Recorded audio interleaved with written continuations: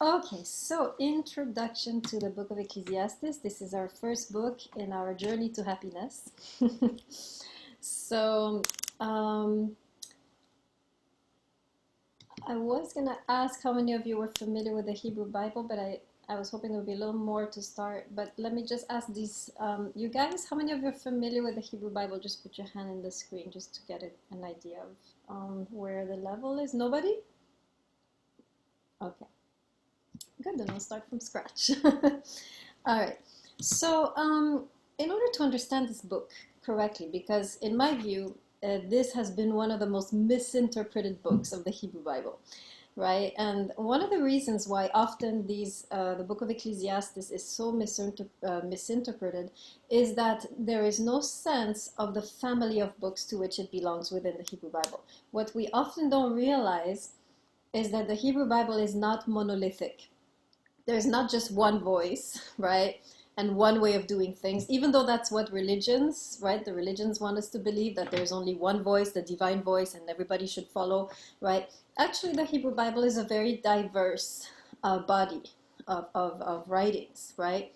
You have it's true patriarchal texts, but you also have anti-patriarchal texts, right?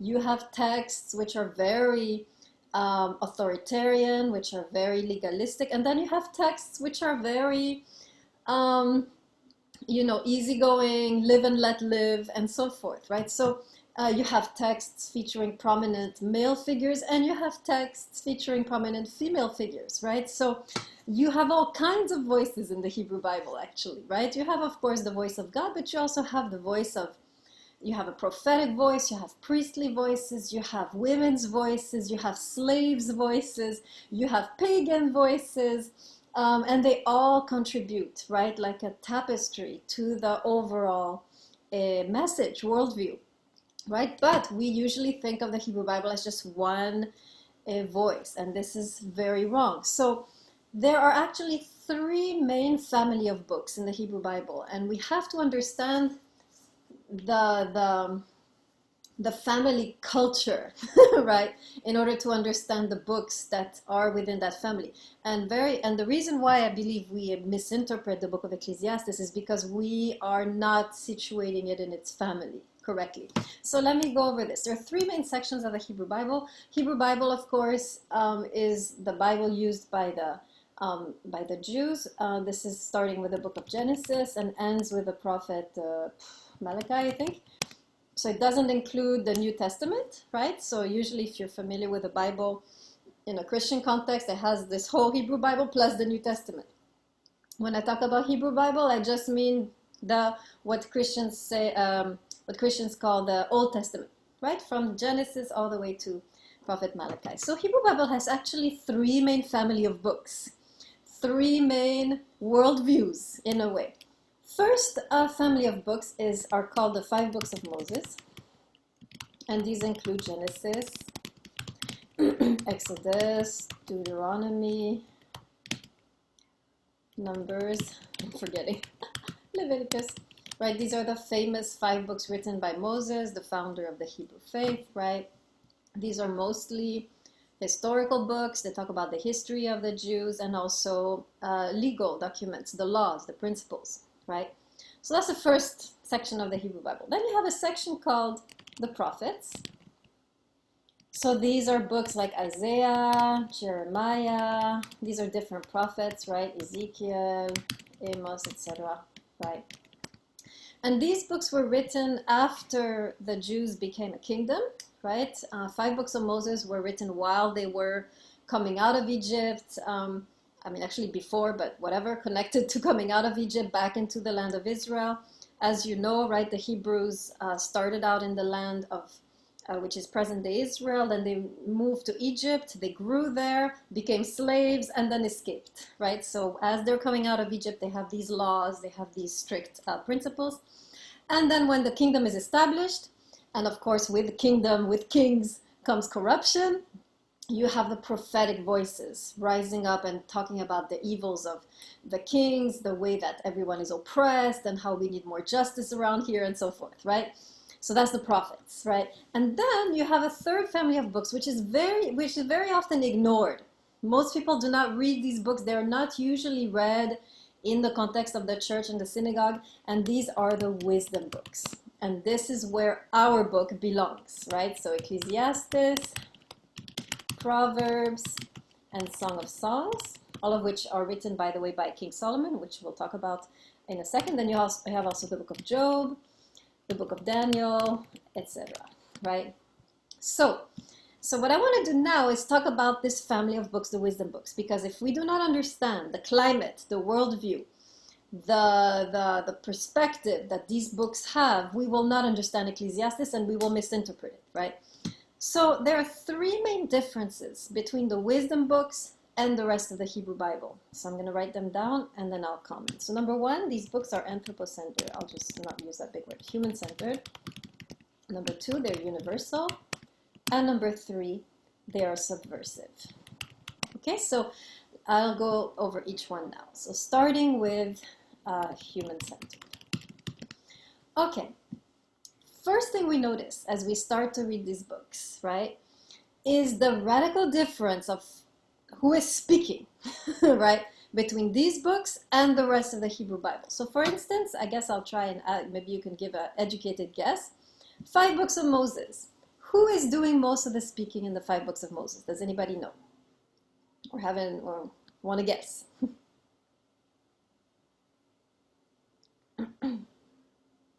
No, nobody knows? For real? Take a wild guess. In the 5 books of Moses, founding books of the Hebrew religion, starting with the book of Genesis, Critchell. Is it God? Yes, right? God is really taking over. Right? In fact, these 5 books begin with God creating the world, and you have 7 words of God, right? Or is it 10? I forgot. But in any case, the whole Bible begins with, in the beginning, God created the heavens and the earth, and God said, right? And then he speaks, I think 7 or 10 more times, and you have the world coming into being, right? So God is really the main center stage, right?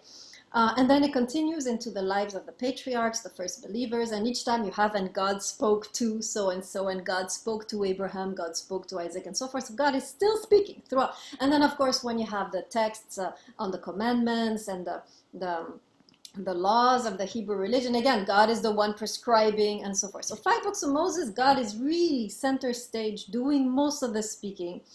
He is really in control of the discourse. When you go to the prophets, for those of you who know, who've read those books, who is doing most of the speaking in the prophetic books? Isaiah, Jeremiah, and so forth. Take a wild guess.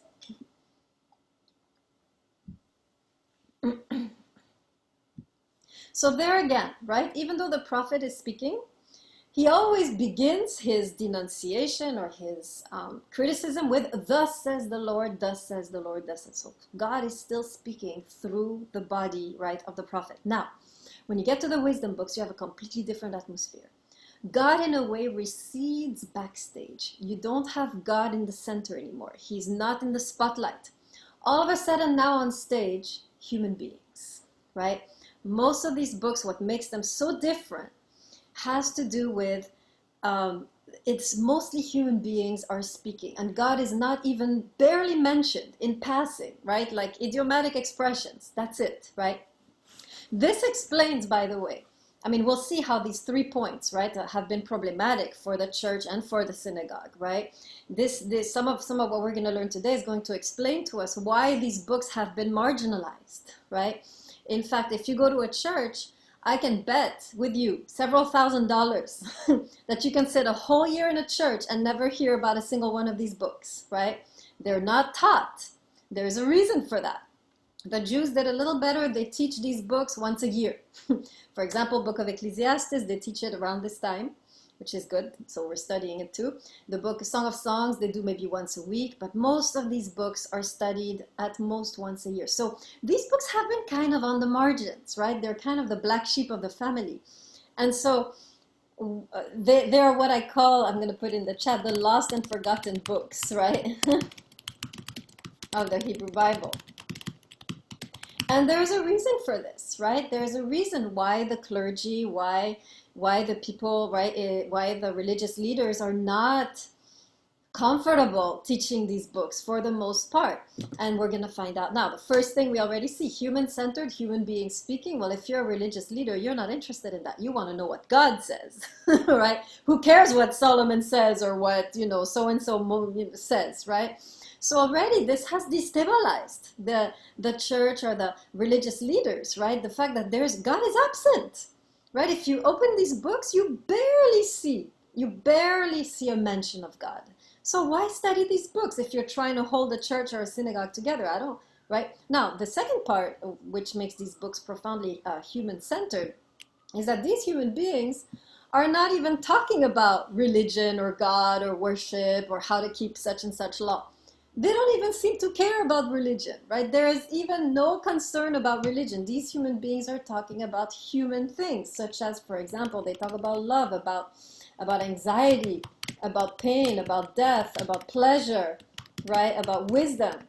So these themes, right, are not religious themes. These are themes that every human being can connect to, right? These are human themes. There's no concern in these books how to worship, how to pray, no concern about who God is, what are his attributes. They don't care, right? So that's the first very defining characteristic of these books compared to the rest of the Hebrew Bible, which makes these books somewhat disturbing or makes the clergy somewhat uncomfortable, right? When they start to read these books, they're like, wait a second, right? I mean, another thing about these books, which is destabilizing for the clergy, is that there are no rules. Clergy love rules, right? They love commandments, rules. They love things to be set in stone. There's no stones, no rules. Everybody is kind of saying what they think, right? And they're doing what they want. We're going to see with this book especially, right? Everybody is thinking what they want, doing what they want, right? There's no prescriptions. There's no clear-cut laws. So this is very destabilizing. And a lot of time, this is very interesting. We'll see that especially in the subversive, when we talk about the subversive character of these books. But a lot of time, these guys are transgressing. There's a lot of sin going on in these books, right?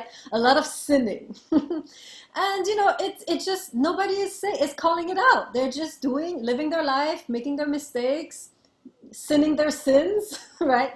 And it seems like a perfectly normal thing, right? So again, right, these books are kind of clashing with the rest of the Hebrew Bible, where sin is a big deal, right? And commandments are a big deal. Here you don't have this authoritarian voice, right? You have a much more live and let live approach, right? There's no prescriptions, no rules, no laws, which again makes it very destabilizing. So that's the first characteristic of these books, which distinguishes them with the other books. Second characteristic I mentioned is universal. So this is actually my favorite characteristic. This is very interesting. When you read these books, you immediately get the sense, and I'm going to show you how in a second, but you immediately get the sense that these books were not written for a religious audience. Target audience of these books, clearly secular audience, outside of the walls of Jerusalem. The audience is supposed to be what the Jews call the Goyim, or the nations, right? Clearly you get a sense that the author is writing for a much broader audience than just the Hebrews. The author seems to be targeting an audience beyond the walls of Jerusalem, an audience made up of the nations, that is to say, us, right? What we're going to learn in just a second as I describe these books is that clearly these books, they were written as an inheritance to the nations. These books belong more so to the nations than to the Hebrews. And this is very powerful, right? That there's a section in the sacred text, right? I mean, do you know any religion that has a sacred text where you have a whole section of it written for people outside, right? This is quite unusual, right? Usually sacred texts, sacred scriptures, they are simply written for the people that, that live in that land, right? So here you have a whole section of these sacred texts which are meant to reach other nations, right? So I'm going to show you some indications why I say this is the case, right? First of all, well, two things. You will notice if you were to read all these books that both the protagonists, so meaning the characters of these books, right? Protagonists and authors are non-Hebrews. Very often, not all the time, right? Obviously, you do have a few Hebrews walking around in the wisdom books, but often, and very unusually so, You have a lot of the characters, protagonists, and the authors are actually non-Hebrews. Bokhari, we are discussing the book of Ecclesiastes. Okay, so let me give you an example. For example, if you read, and of course we'll see for our book in a second, but if you read, for example, the book of Proverbs, right? You will notice, and this is my favorite example actually, you will notice at the end of that book, you have a whole section of Proverbs written by a Canaanite king. Now, if you know the history of the Hebrews, this should make you like have a shock, right? You should be in shock right now. Why? Because the Canaanites actually were the sworn enemies of Israel, of the Hebrews, right?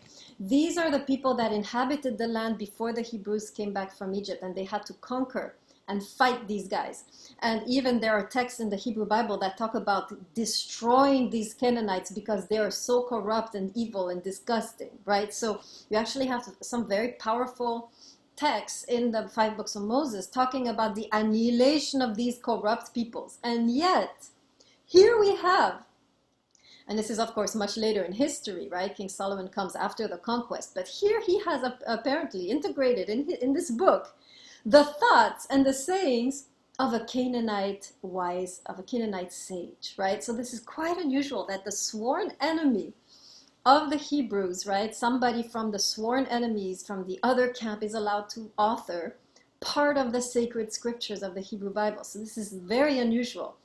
When you go to the Song of Songs, which is still in the wisdom books, and again, you're invited to, I mean, the text that I chose has all these books, so you can totally go and read them if you want to. Song of Songs features main character, a woman. Is she Jewish? No. Right? She's described as dark-skinned, and a lot of commentators have speculated that she's probably of African descent, right? She might be even directly from the continent of Africa, or at least Egypt, which we know was a very mixed ethnically, right? So you had dark-skinned people in Egypt. It's not supposed to be like the movie Cleopatra where everybody's white, right? Egypt was actually a melting pot of many, many ethnicities. So here's this woman. Not only is she not Jewish, she's not even Semitic. She's different race, different religion.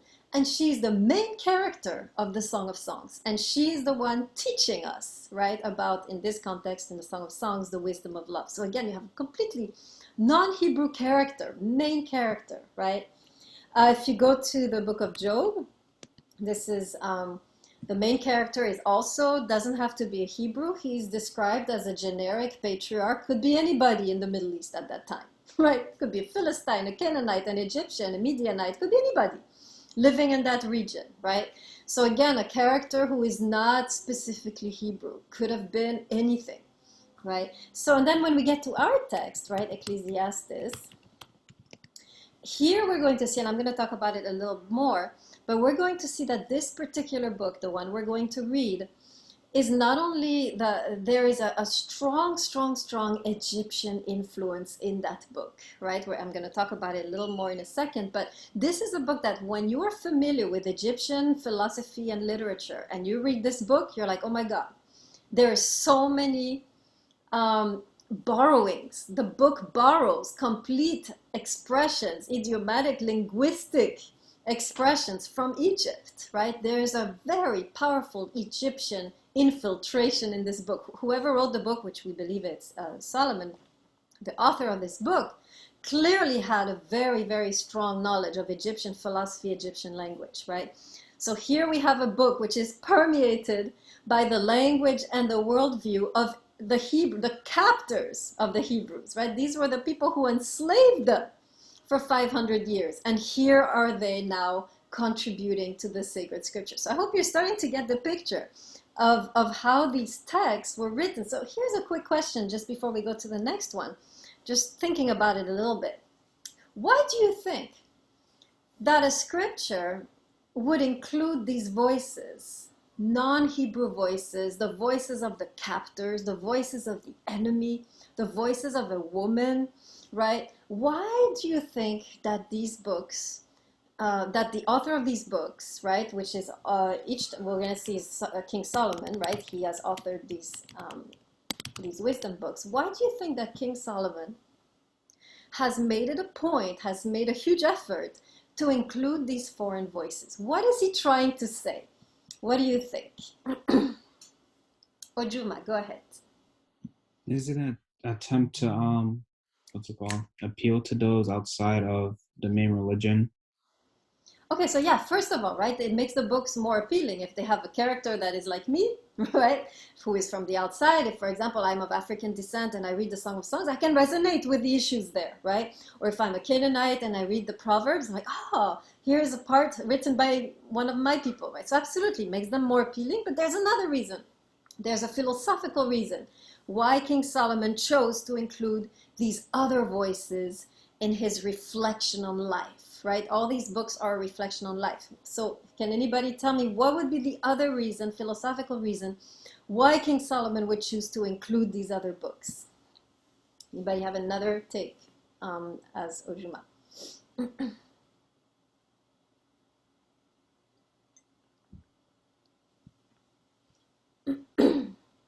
Please turn on your cameras. Dib, Azerad, Nasiri, Bokhari, please turn on your cameras. I'm not going to teach a wall. Okay, Ojuma, go ahead. Try again. I'm not sure if this is specifically philosophical, but I'm thinking that if it could appeal to those outside of the main religion, then those who are already within the religion, their belief might be strengthened. Saying kind of like they could if it could appeal to them, those who are supposed to be my enemies, then maybe I could what's it called? I could be more uplifted or closer to my religion. Yes, yes. Or I would say something different. I would say maybe that would make me more open, right? To other perspectives, right? So absolutely. On the one hand, you have this can show a contrast. This can strengthen my religion, but on the other hand, it can also teach me that my own religion doesn't have all the answers, right? What King Solomon is trying to say there by including other voices, he's hinting, right? Hinting to us that me by myself as a Hebrew, I don't have all the answers when it comes to wisdom. I have to include the voice of an African woman, of a Canaanite sage, of an Arab patriarch, right? And so that is the issue here. This is one of the most important, interesting moments, I think, of the Hebrew scriptures, is this realization clearly by the author of these books that I cannot find wisdom alone. I need these other voices. We need to be thinking about this together, right? So, and when I tell you a little more about King Solomon's biography, you're going to understand, right, the kind of person he is and why he thinks like this, right? But for now, you can jot down, right, that the presence of these other protagonists or these other authors, non-Hebrew, right, is really to tell us that wisdom is never the monopoly of one single worldview or of one single ethnicity or one single religion. Wisdom needs to be found together, right? Ojuma, you still have a comment, or is it from before? Oh, that was from before. All right, good. All right, moving now to the best part, which is the subversive character of these books. Okay. So, third thing that makes the clergy uncomfortable. Now you can see how they're getting more and more uncomfortable, right? They're sweating right now, right? After having seen these Canaanite authors and this African woman, right? And then this Arab patriarch, right? They're like sweating more and more profusely, thinking, my God, we cannot teach these books full of pagan ideas, the Egyptian wisdom, right? So now we get to the worst part, which is the subversive character of these books, right? Systematically, when you read these books, you have a strong sense that these books are at least two things. They're anti-patriarchal, they're anti-institution, and the third one is not coming to me right now. But definitely, and they're feminist, right? So you have really the strong sense that these books are working against the dominant worldview of the Hebrew Bible, which is really institutional, patriarchal, male-centered, right? This is the dominant culture of the Hebrew Bible. Now, when you get to these books, you have an overturning of this worldview. You have a lot of criticism of patriarchy, a lot of dissolution of the institutions, right? You have, and you have strong, very strong female voices, right? So I'll give you a few examples of how these books are subversive and problematic, right, for the religious leaders. For example, this is a more benign one, right? The book of Proverbs. But I'll mention it briefly, right? In the book of Proverbs, if you read it, and I really encourage you to read all of these books when you receive the book, the wisdom books, right, that you're supposed to order, they're all in there, right? Book of Proverbs actually is a dialogue between a father and a son about life, right? And basically the father is saying, if you want to know wisdom, just listen to me, my son, and I will tell you, right? So sounds okay, except that normally in the Hebrew Bible, source of wisdom is God. Now all of a sudden you have a father taking the place of God in a way and saying, I'm the source. The source of wisdom is experience, not necessarily God. So in other words, in the book of Proverbs, it seems that you can bypass God and find the same wisdom just by living your life long enough. You'll get it. You don't need to go through God to figure out how to live life. You can just live a few years, make a few mistakes, and you'll know, right? So this is already showing you how we're doing, there's a secular turn to these books, right? We are not going to God, the source of wisdom. We are simply living our lives and learning through our experiences. The book of Song of Songs is also extremely subversive. Again, these are the three books that King Solomon wrote, right? Proverbs, Song of Songs, and Ecclesiastes, right? And we mentioned the book of Job, which was written by Moses, right? But the three books that Solomon authored are Proverbs, Song of Songs, Ecclesiastes. So Song of Songs is also very subversive. Here you have a woman. She's the central protagonist. And in this piece, we have a woman who falls, so this woman who is not a Hebrew falls in love with a Hebrew shepherd. And basically they're dating and doing everything that a couple can envision doing without any reference either to the father, who is supposed to be in control of this in the patriarchal times, or to the ceremony of marriage, right? They're just lovers doing everything they want to do without any of the rules and regulations and conventions and paternal figures, right, that were supposed to be framing.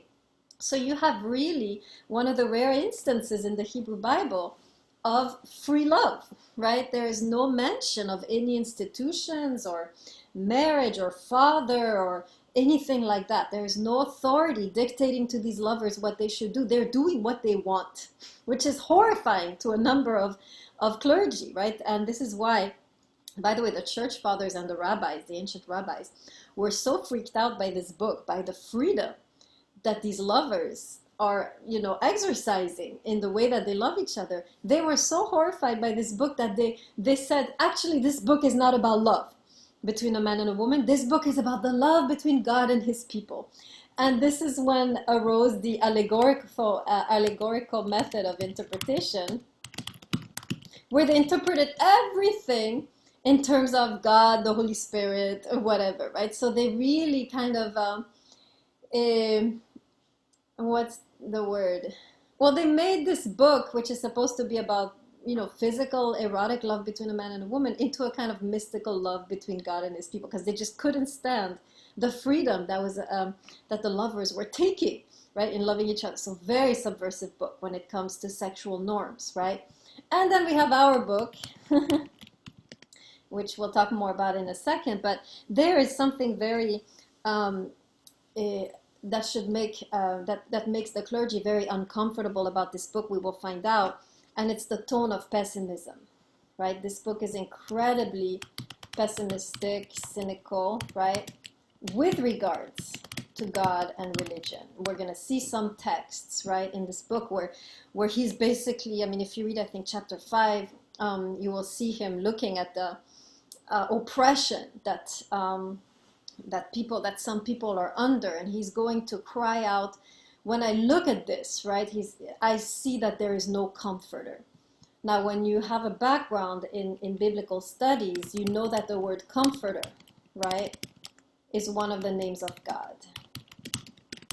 Right? So when he's saying, I think it's in chapter 5, there is no comforter, he's basically saying there is no God. So several thousand years before Nietzsche proclaimed the death of God, you have book of Ecclesiastes already doing that, right? So extremely, extremely uncomfortable book to read if you have a religious background, right? And this is the and this is why, right, by the way, because this book is so uncomfortable to read, many commentators, Christian and I think mostly Christian, have said, oh, this book we shouldn't take seriously. This is a book written when Solomon was a sinner. So this is there to show us what not to do and what not to think, right? Obviously, it's not the take I'm going to take in the class, right? This is a misunderstanding of the family of books, right? Book of Ecclesiastes is supposed to be subversive because it belongs to a family of subversive books, right? So if you're reading Book of Ecclesiastes coming from religious 5 books of Moses perspective, you're gonna die, right? You have to switch your mindset and realize that we are now in the wisdom books, and it's normal that there should be this tone, this subversive tone, this universal secular tone, because it belongs to that particular family of books, right? Okay, so now here's the $1 million question. Oh, one more thing, the book of Job, briefly, if you read it, right, in terms of subversive. Book of Job is really a book about a man who was super religious, and he did everything right, expecting to be blessed, and instead he was cursed by God. So the book of Job really overturns, right, the whole idea that if I serve God faithfully, he will bless me. Book of Job actually telling you, no. If you serve God faithfully, your life will be destroyed, right? So complete subversion again of the traditional teachings of the Hebrew Bible. So now here's my question to you. So here we have these crazy books, right? In the middle of the Hebrew scriptures. Crazy books which are human-centered, universal, secular, subversive, rebellious. My question is to you, how is it that these books were preserved in the scripture? How is it that they were not kicked out a long time ago? Why is it that the ancient rabbis decided, no, these books, even if they go against our sensibilities, these books will stay? So let's hear a little bit what you think as to why you think these books were allowed to stay. In other words, the question can be rephrased like this. Why do you think that, what would religion look like? What would the Hebrew religion look like if these books weren't there? That's what you can also ask yourself. So let me hear you a little bit on this. What do you think?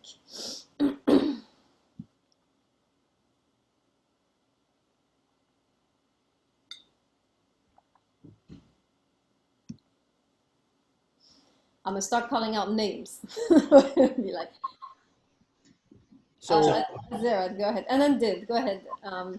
Whoever wants to go first. For the Hebrew religion, basically, like, everything is based off the books and all the rules that they have. So without it, I don't, like, they wouldn't be where they were today, because, like, I'm actually Jewish, and then I have family who follows the rules of the books, and basically their whole life is based off what the books are telling them to do, and they live off God's rules. So without the books and without the rules that they're given, I don't think they would be where they are today, and they would be kind of lost in a sense. Like, they wouldn't know how to live to make in respect with their God, kind So of. be careful, Azirad. My question was a little different. My question was, why were the wisdom books maintained? Wisdom books have no rules, no regulations. Everyone is sinning. Everyone is transgressing. Nobody cares about God. Okay, now answer my question. Oh, well, with those books, I guess they see, like, the way that people live without the rules, and they see, like, what not to do. Okay, good. So yes. So they see what not to do, and then they're able to, I guess, in a way, please the God that they're following, and they're able to do what he wants them to do. Okay, very good. The interpretation you're giving is the classic interpretation of the clergy, right? The religious leaders, whether it's, let me make sure everyone is muted.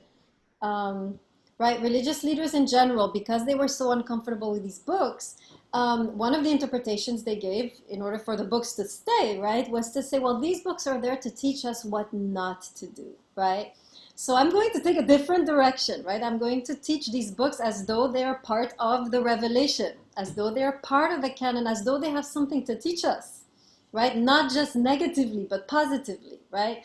So let's see if there's any other interpretations of why these books were still kept. So Dib, you had your hand up earlier. Go ahead. Yeah, so I was saying something similar to the previous student has said, but if you want to take it on that take, I would have guessed that maybe there were some people that referred from they took the wisdom books a little more what their ideas were of it. So they believed in it a little bit more. And then in a way that it was like, you have this group of people doing a certain way, and then there's always going to be those oddballs there that's saying, no, I don't want to do that. It's like when you tell somebody, do this, and they're like, you know what, now I'm going to do the other thing. Okay. And it goes back in a sense of where it's like, if you like teach a religion and then you don't tell them of an ulterior source, eventually the people will find that source. So it's better. I think it goes back to what you were saying before, that the clergyman kept it just so they don't happen to find it regardless. And it's not like a continuous cycle of, we're not going to tell them, they find it, we're not going to tell them, we're just going to keep it, tell them it's bad, and hopefully maybe that'll minimize it. But then it's still going to be people that still believe in the wisdom books, still hold it true. I don't know if it's something similar. Okay, good. I'm going to take from what you said something interesting, that there are two kinds of believers, right? And there's actually two kinds of people in this classroom, even, right? There's two kinds of people. First type of people, they are the what we call wise, right? They are able to listen to the counsel of the elders. They're able to listen to the authorities, and they know that to live life well, they need to listen to people who came before them. So this is the believers, which are more followers, right? Disciples. They are ready to listen and follow and obey. And this is great, right? This is a good path, because it's the path really obviously shortcut to a happy life, because you're building on the wisdom of the ancients, right? Now, second group of people don't want to hear anybody tell them what to do. They don't rely on authority. They want to figure things out on their own, right? And so for these people, there is also a Bible, right? 5 books of Moses, prophets, this is for the follower type of people, right? These are the rules. Everything is clear. You do this, you will be happy, and it's all true. I agree. But then for the people who cannot follow, who cannot obey, who have to make their own mistakes, the Hebrew scriptures have a whole set of books for them, right? In other words, we can see these wisdom books as a kind of a Bible for those who have lost their way, or quote unquote, lost their way, right? In other words, these are the books for those who can't follow, written by people who also could not follow, right? This is a whole different take on religion, on spirituality, which resonates more with somebody who is used to having questions, who is used to transgressing, who doesn't want to follow blindly. So these books actually are written in a way to be able to speak to that person. And that's why the tone in these books is equally subversive, universal, and so forth. Am I making sense as to these two Bibles, these two types of people, right? You have a Bible for those who obey. This is the 5 books of Moses, all the laws, and these are actually, as Zerad was saying, very useful, right? This is one of the keys that people have said for the survival of the Jewish nation throughout all the centuries was keeping these rules, right? So very, very powerful texts, right? But then you have the transgressors. You have those who can't follow, who want to figure things out on their own. Well, these books actually, this is their Bible, right? In these books, if you follow either way, this is the beauty, I think. This is, I think, the element of grace in the Hebrew religion, is that if you follow either way, you can make it to a fulfilling, deep, spiritual life, right? So you can actually follow the path of obedience and get there.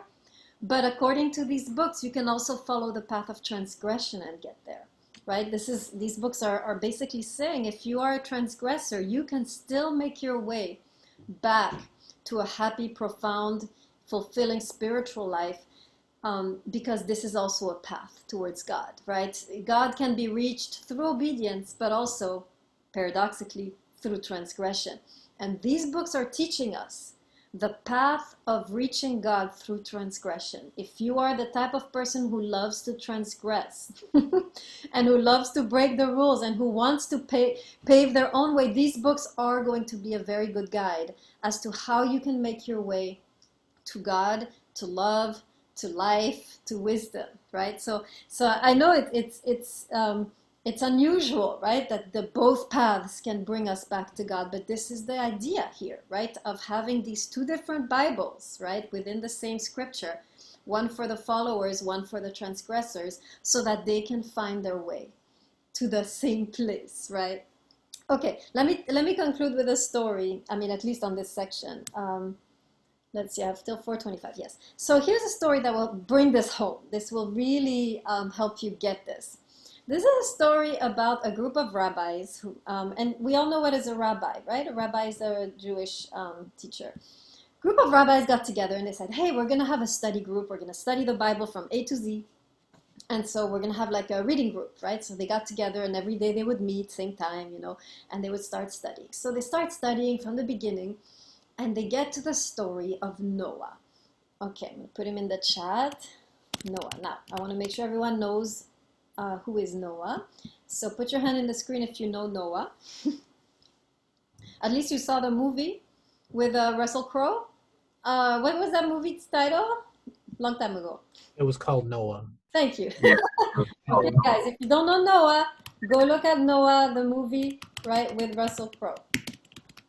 Actually, pretty interesting movie. I thought it wasn't bad at all. In terms of accuracy, could have very well have happened that way. The way they describe it, sometimes more accurate than the way people read the biblical text. Anyways, so Noah is so they come to the story of Noah, right? These rabbis, and when they get there, they get very, very angry with Noah, right? They're like, who's this guy? Oh, we don't like him at all. Oh. And they get so frustrated with Noah, they want to stop. They don't want to read. They want to stop reading the Bible altogether. They're done with this, right? But one rabbi says, let's continue. You never know. Maybe we meet someone better. So they continue a few chapters down, maybe 4 or 5 chapters. They come to the person of Abraham. Okay, everybody knows Abraham. Let me make sure everyone's hand. Put your hand in the screen if you know Abraham. Okay, good. So Abraham, right? And when they get to Abraham, they're like, this guy's amazing. Oh, we love this guy. They take some vodka, they start drinking it to Abraham's health. They break into a little dance. They're so happy with Abraham. Like, he's so much better than this Noah, right? And so here they're celebrating Abraham and really hating on Noah. So my question to you, this is a kind of a riddle, right? This is a parable told in the Jewish text.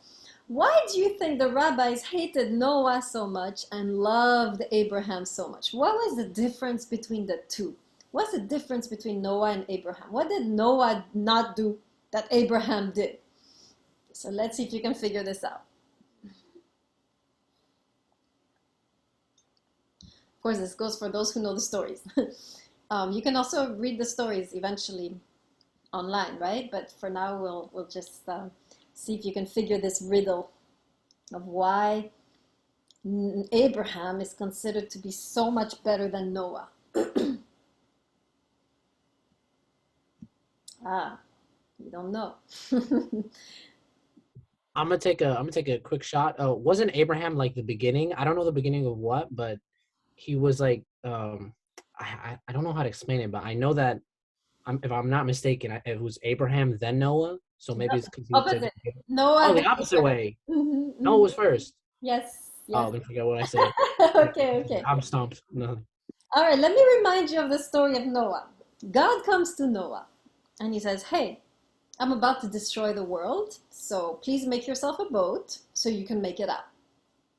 Noah, okay, cool, I'll do that. Makes a boat, gets in the boat, escapes.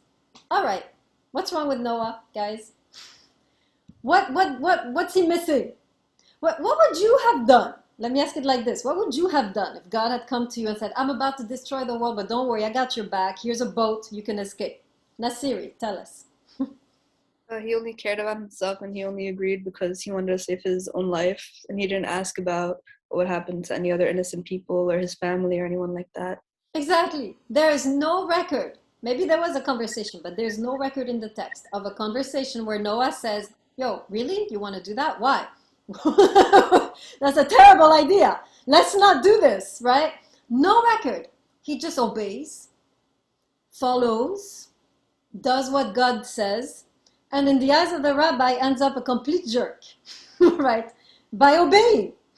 Azerad, what do you want to add? Well, I'm pretty sure in the story it says that like the world was like at war and everyone was evil. So I'm pretty sure God explained that to Noah, and then that's why he just agreed to him. And also, I'm pretty sure one of the rules is to like obey God and what he says. So like again with the rules, he was saying he was just doing what God wanted him to do. Like he's not supposed to go against God and his rules. He's supposed to just listen when he talks. So Absolutely, you're right. You're right. so I don't know. The text describes, right before Noah, the start of Noah, the text describes, please guys, make sure you're all muted, please, if you're not talking. The text describes the situation as being a situation, a lot of murder, a lot of rape. It was worse than now, right? It was very, very bad. And so we understand that God wants to destroy the universe, right? And of course, we know that it's true, you're supposed to submit and obey God.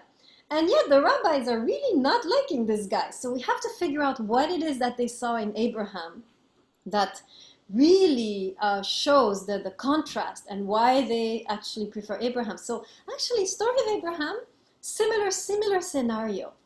Abraham is sitting outside of his tent and God comes, same thing, and he says to Abraham, hey, by the way, I wanted you to know, these two cities over there that you see, over there, yonder, called Sodom and Gomorrah, I'm about to destroy them. Just thought you should know. And then he walks away.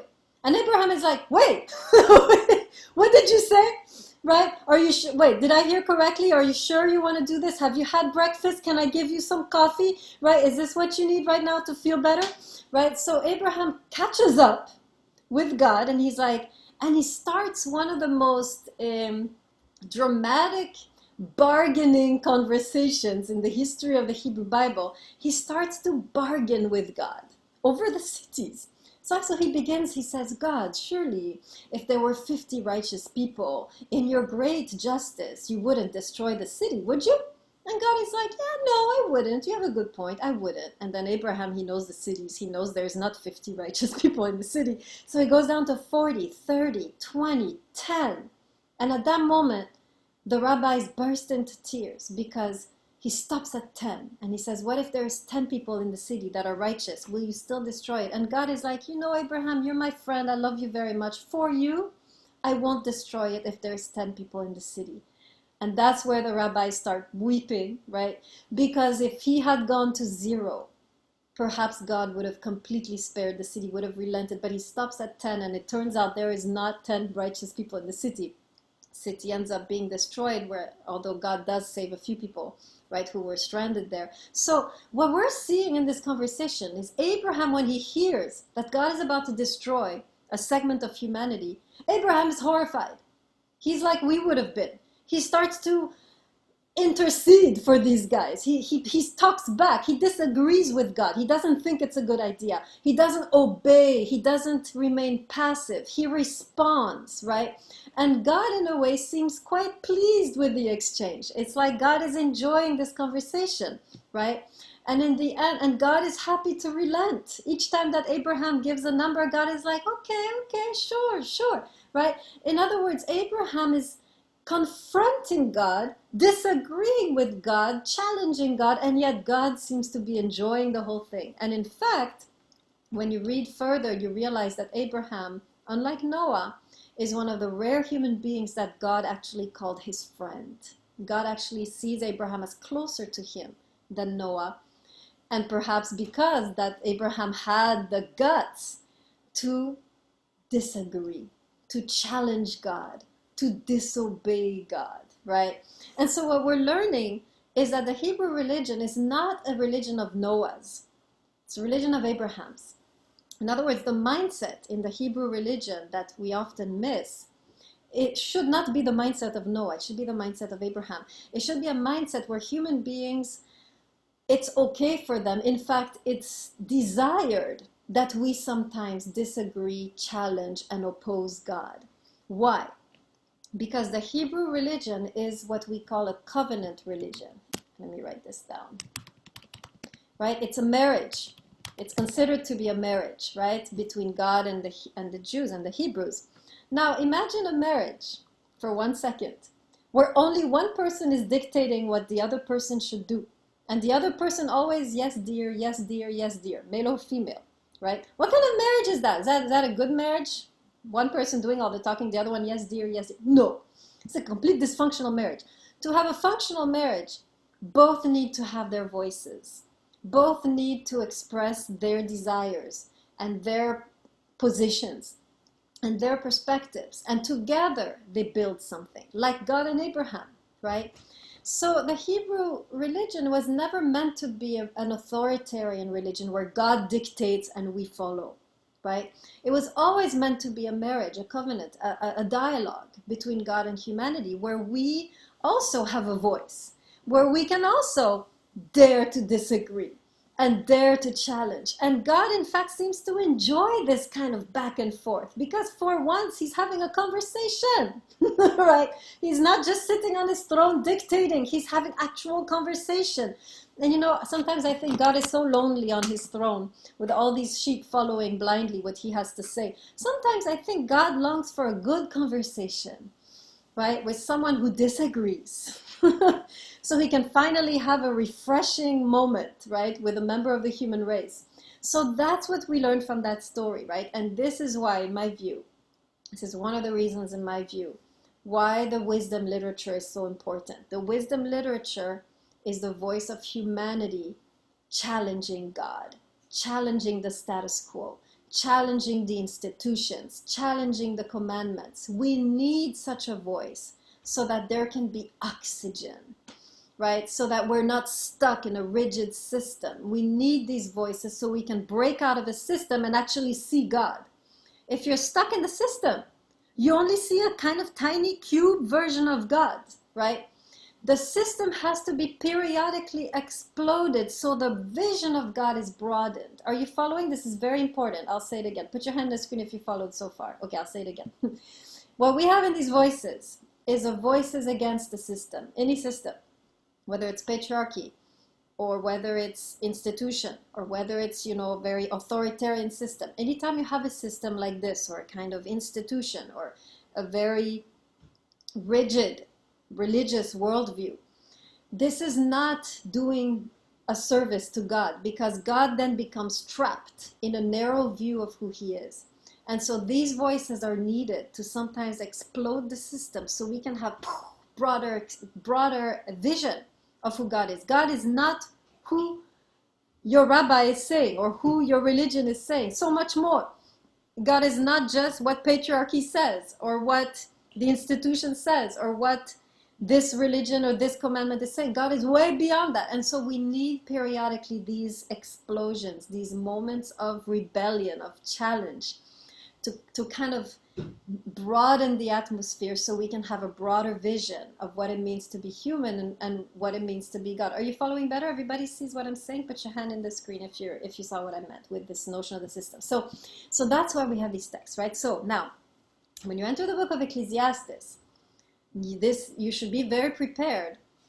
When I teach this book, actually, I sometimes teach this book to pastors, right? So I'm sometimes asked to teach this text to people who will be future Christian pastors. And I always tell them, before you can enter the book of Ecclesiastes, you have to set aside your religious perspective because this book was not written for you, right? You cannot understand this book if you come in with a religious perspective.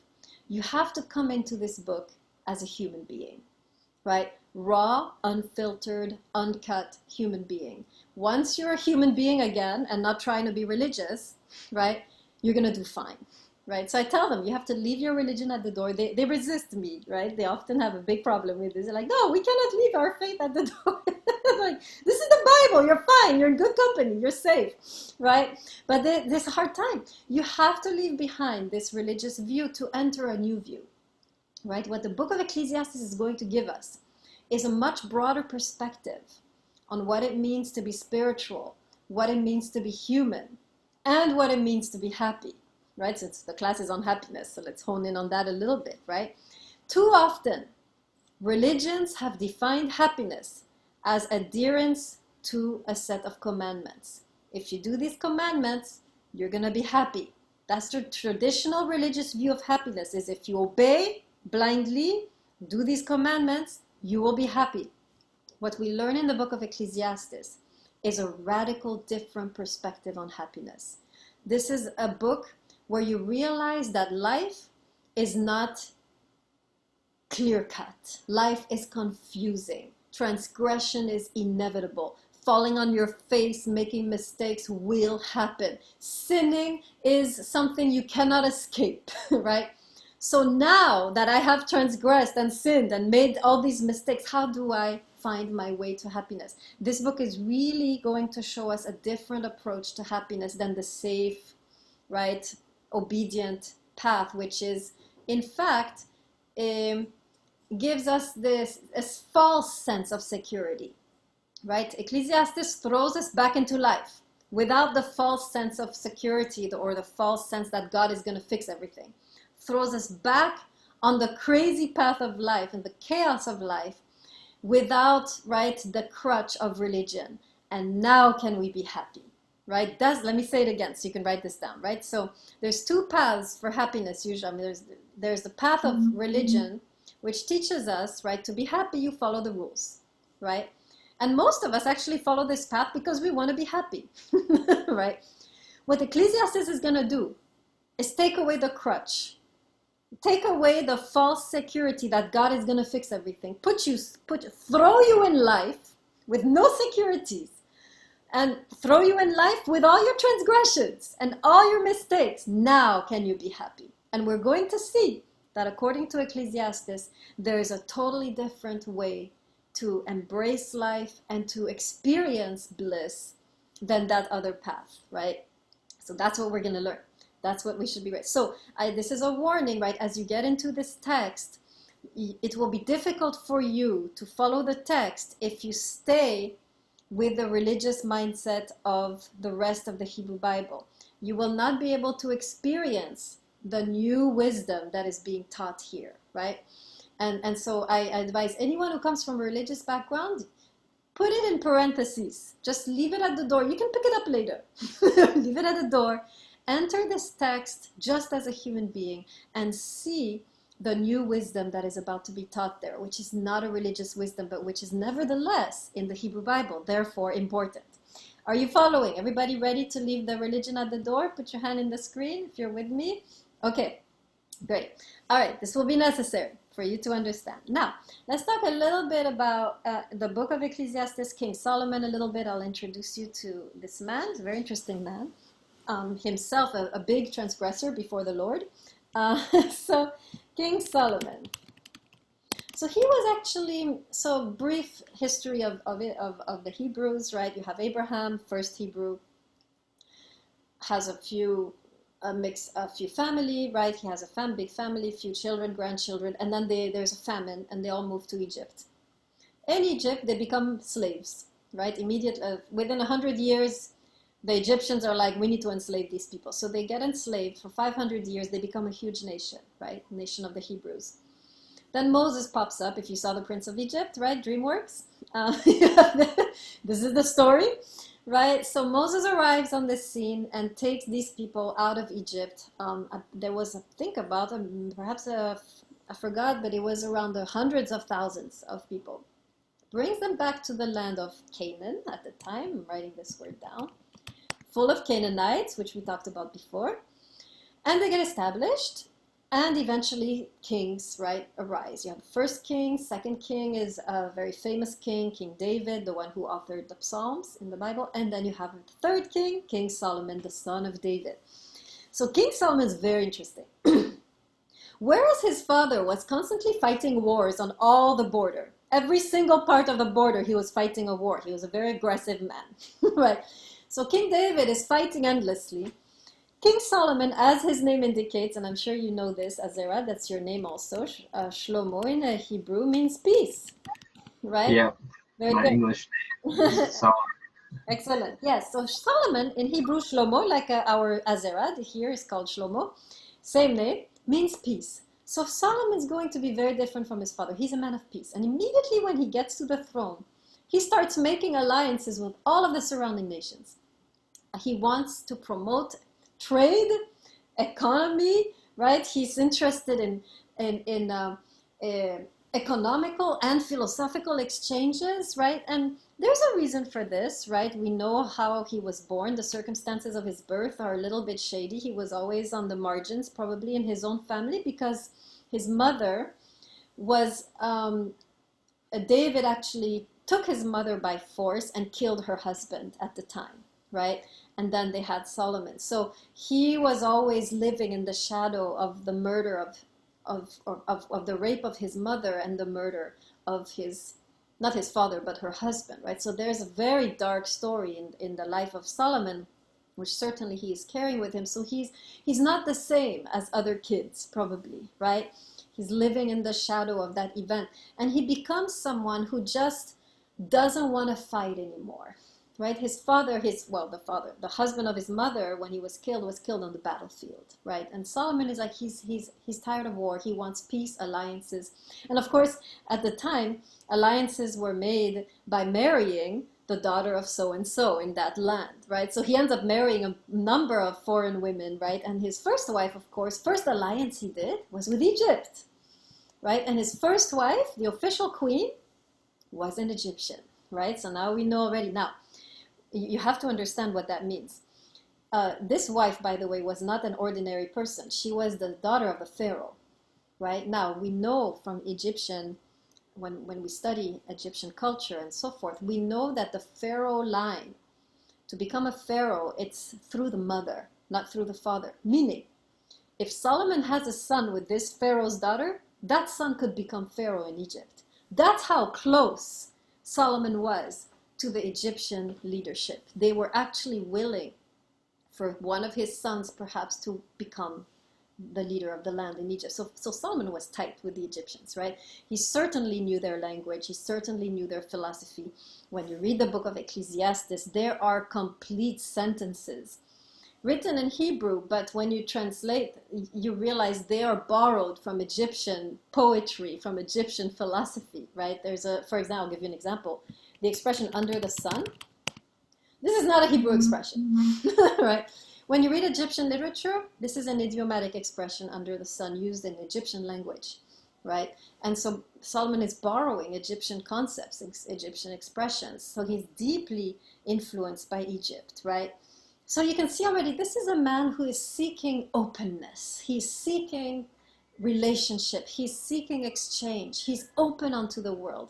And so it's not surprising, right, that someone like him would write the Song of Songs, the book of Proverbs, and the book of Ecclesiastes, which we saw have this universal tone, this subversive tone, right?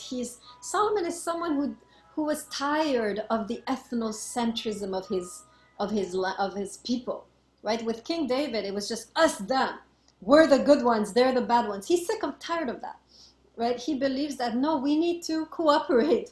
He's a peacemaker, right? We need to connect. We need to walk together hand in hand. That's Solomon, right? That's why you have books where you have Canaanite authors and African princess, perhaps Egyptian, right? And you have Arabic patriarch and Egyptian influence, right? So now you can see, right, why he would write these texts, right? He's really wanting to open up the Hebrew mind, the Hebrew culture to the outside, to enrich it, right? Okay. So, so King Solomon, very interesting, right? In the end, he ends up with, I think, 1,000 wives and many more concubines. Most of the wives, of course, through alliances, right? So it's not like that he was, this lustful, crazy person, right? These were political alliances. So he ends up, actually, it's interesting, Solomon, he fascinates me because he was the only king of Israel, or at least one of the first ones, to engage in goddess worship. We never hear about that, right? Usually we hear about God of the Hebrews, but there was a whole goddess worship subculture in the land of Israel at the time, and Solomon actually was open to it. He was actually participating in that too. So he is somebody who is very open to gender fluidity. He's able to connect to his feminine side and to his masculine side, right? This is somebody very, very interesting, very interesting. So a few words on the book of Ecclesiastes itself. Like I told you, this book has two voices interwoven. Hebrew voice, Egyptian voice. Right there, it's like you have two, it's like Solomon is oscillating between two worldviews as he's pondering about life. He's thinking like an Egyptian at times, and at times he's thinking like a Hebrew. And they both have very different takes on what is life, what does it mean to be human, how do we find happiness, right? So I'll tell you a little bit about the Egyptian view so that you can identify it in the text. Egyptian view usually was very pessimistic. I'm trying to write pessimistic, cynical, right? The Egyptians, they were really in the ancient Near East. They were the atheists, right? You had so they tended to be very secular-minded, right? The Egyptians, the ancient Egyptians. So when they thought about God, they thought about, God created the world, but in the end, it's all in our hands, right? And we create our own chaos and we create our own despair. God is not really responsible for what is happening. God has left us to our own devices, right? So it's a much more secular, I mean, they have gods, right? But these gods are not interested in us and they're not helping, right? The Babylonians were much more religious, right? And then you have the Hebrews kind of in between. So the Egyptians, they're the secular-minded people. They're more pessimistic about life. They're more realistic. They tend to be cynical, right? And Solomon will adopt this tone. Throughout the text, there is such a pessimism which is so un-Hebrew, right? When you read the rest of the Hebrew text, Hebrew Bible is very upbeat, very vigorous, right? Life-affirming. Here, Solomon is really adopting this Egyptian persona with this kind of darkness and depression and cynicism, right?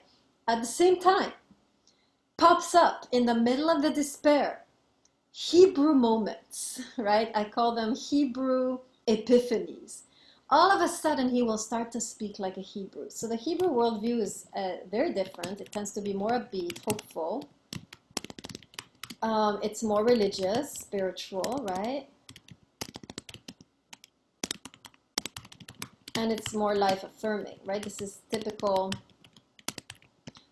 Hebrew worldview as you see it in the rest of the Hebrew Bible. It's much more vigorous, much more energetic, much more life-affirming, hopeful, faithful, no matter what, right? God intervenes, God will intervene, God will do something, right? This is the Hebrew mindset. So occasionally in the text, you have these moments, this kind of explosion of light in the darkness, right?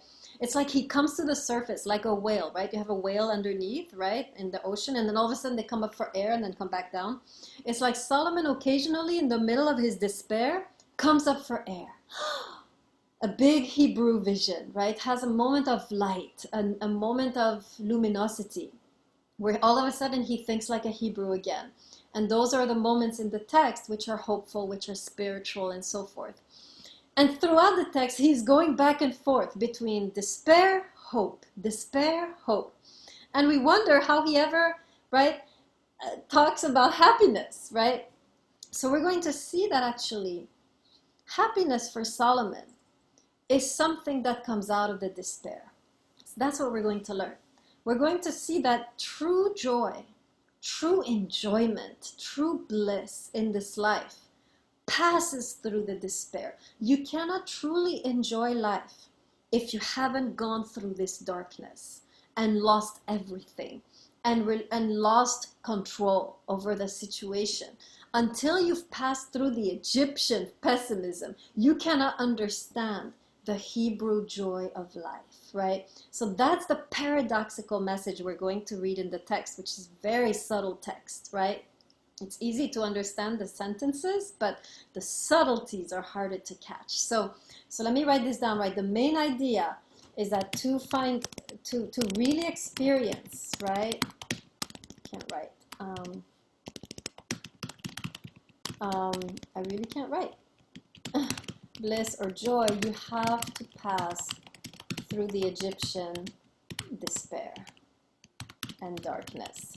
So we're going to see how that works, of course, right? Because, so he's not saying, see, this is the difference between Solomon and the rest of the Hebrew Bible. The rest of the Hebrew Bible says, avoid the darkness, just do the right thing and you'll be happy. So don't enter into the darkness of life. In other words, don't sin, don't transgress, don't do stupid things, right? Which will throw you in the darkness, right? Avoid the darkness and you will be happy. Solomon is saying, I have been through the darkness. I have transgressed and sinned and made the most terrible mistakes. I have been through the darkness and I have found joy there too. That's the power of this book, right? That's how subversive it is with regards to average religious text, which says, avoid the darkness. Don't talk to these people. Don't date this person. Don't go to this, heretic place. Don't read this book. Don't listen to this music. Don't wear that, right? Avoid this so you can be happy. Solomon is saying, I went everywhere. I did everything. I did all the sins I wanted. I went to all the forbidden places and dated all the forbidden people. And I have found within this darkness joy. And that's what he's going to teach us. Remember, this is the Bible for the transgressors. So if we're not a transgressor, we're going to have some trouble, right? I totally understand that some of us who are more obedient are going to be like, no, this cannot be, right? There cannot be joy in the transgression, right? And yet Solomon is saying, here too, I found God. Here too, I found joy, even though I took this path, which was forbidden. And this is, for me, this is the evidence of a grace which is so powerful, right? That even in the path of the transgressor, you can find God and you can find joy. This does not surprise me, right? This does not surprise me, knowing the general worldview or knowing the kind of God, right, that the Hebrews worshipped, which is a God of love, right? So if there's love, there is also, you will find me here too, right? Okay, any questions on anything I said so far on the text? Okay, so next time, all right, let me lay out the assignment a little bit for next time. You'll get in the rhythm, but at first it feels like a little bit overwhelming. So first thing you will do for next time, actually there's not that much. You just need to read the assignment, which is the pages that I assigned in the wisdom books. And then you do the reading assignment, right? Which you remember you have to hand into the drive before class. And remember that I don't accept late reading assignments, so it has to be in before class in the Google Drive, which I guess I need to set up. I think I haven't set it up yet. But remember how you get to the drive, right? You go to Blackboard, the menu, and you go to the section called Tests and Assignments. You click on that, and boom, you're into the drive. And in the folder called Reading Assignments, you put your reading assignment. Let me make a note to myself that I need to do that. Folder, reading assignment. So that's it, right? That's the only work you need to do. And yes, we are in person next week, September 9th at 3:10 in Powder Maker 152. We're going to be in person. And finally, right? Okay, any questions? Any other questions before we conclude? I'm going to stop the recording.